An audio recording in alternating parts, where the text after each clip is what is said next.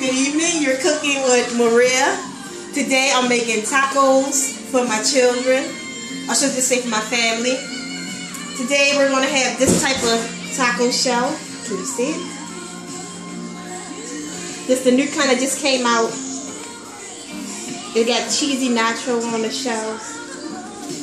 I got 2 boxes of it, if you can see. 2 boxes. I got hot sauce, so when it's done, they can put some hot sauce on it. Come over here. As you can see, I cut up some onions. I got the tortilla bread. I brought 3 of them because my kids love tacos.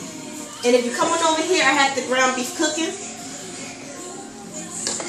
As you can see, I put onions in it and some Worcestershire sauce. I don't put a lot of this in there. I at least put like a teaspoon, just in case. And you might wonder what this is right here. This is some of the grease I took out of the ground beef because nobody wants a lot of ground beef grease in their taco, believe me. So if you want to know how I remove the grease without draining it, I just took this spoon right here. Can you see the spoon? And I bent it down. Come a little closer so they can see. And I bent the spoon. Spit the spoon down so you see the grease coming in it. If you get a little bit hamburger grease in, hamburger in it, doesn't matter. But the main thing is you have to get the grease out. Because you don't want no greasy taco. Yeah, I'm very specific about how much grease I take out. And how much taco sauce I put in. As you can see, this is the taco sauce we're going to be using on our tacos. Come on over here. Oh, it's over here. I'm sorry. And this is the taco sauce seasoning we're putting in. I never tried this before, but I'm willing to try it. So I hope it comes out good. I hope the kids like it. And remember, when you're making tacos, you have to use water and the ground beef. You drain as much grease out as you can. But when you're done, you have to mix it with water, just powder. You can use like about 2 packs. If this is more than like 4 kids, you gotta use about like 2 packs or 3 tops. So I'm just cooking the ground beef up. You have to make sure all the meat is not pink. And the onions are cooked. You don't want no pink meat around your taco because that will not be right. You might get sick. So you have to make sure the ground beef is fully cooked. And you chop it up as good as you can. As you can see, I'm using 2 things to chop it. A spoon and a spatula. For me, I think it works better to chop it up. You gotta get a good chop on it because you don't want no big pieces of ground beef in your taco. That's one thing you do not want. You want to make enough that everybody can have enough. So I'm just going to keep chopping for like about a little minute just to make sure that I get all the big pieces out.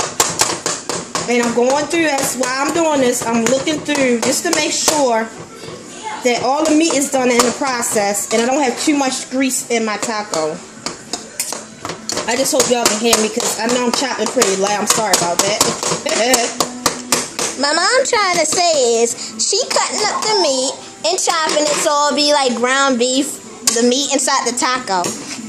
Yeah, that's a little way to explain it. Good girl, Karen.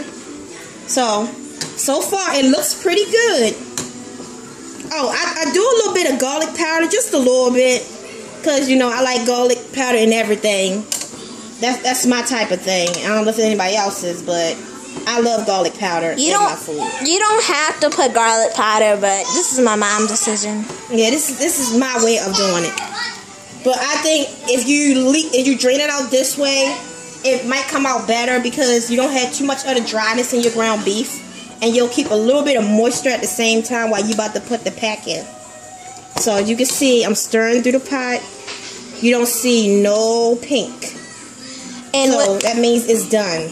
And whatever you do, don't take a lot of grease out. It'll be like dry.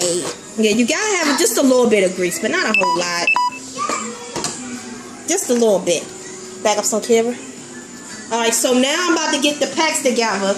Let me get my water first. As you can see, I'm rinsing the cup out. This is going to be my water to put in the sauce.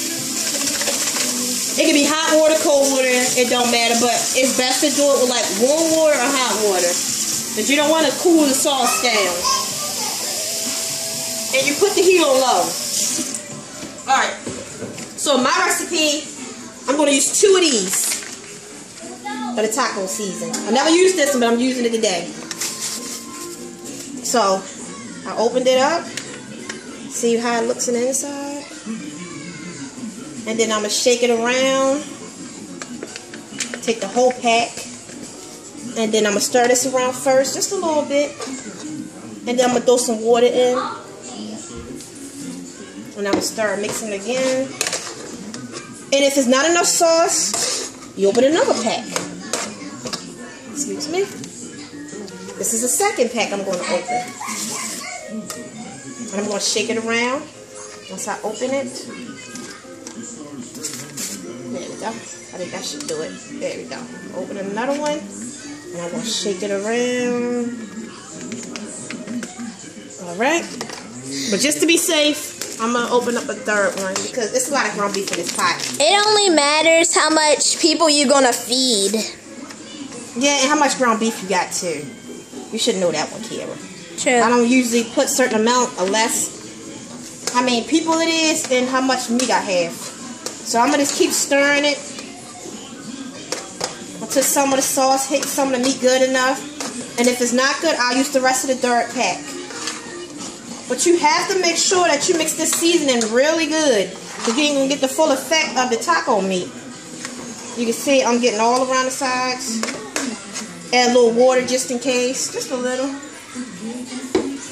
If the sauce not breaking down fast enough, you add some more water. But you ain't got to overflow the water too much. You don't want too much water. See the sauce starting to come together a little bit? You see it? It's starting to get a little dark. I think you need to use a half amount of water.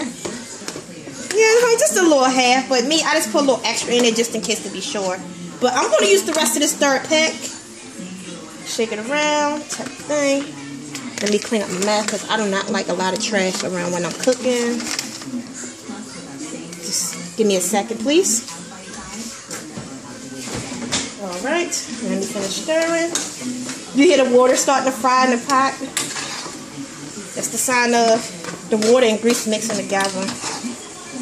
That means it's coming together and it's going to taste delicious.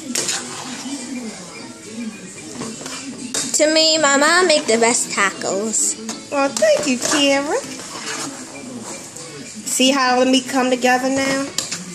Now, on my tacos, when I make my kids, you have a choice to use tomatoes and lettuce sometime. But you have to have sour cream. Remember that. Sour cream is good on a taco. But most of the time, if I don't have lettuce and tomato, man, my kids don't have to have lettuce and tomato. But we'll just eat it with the meat, sour cream, sauce, and cheese. But either way, we taz it up in here. That's all y'all need to know. We go to town with tacos in here.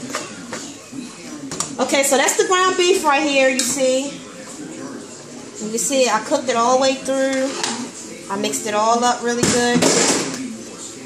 And that's just how I make my taco sauce. And if you have any questions on how did I make it or what else did I put in it, just hit me on Facebook and in my comment box and I'll let you know more about it. Bye-bye. See you soon.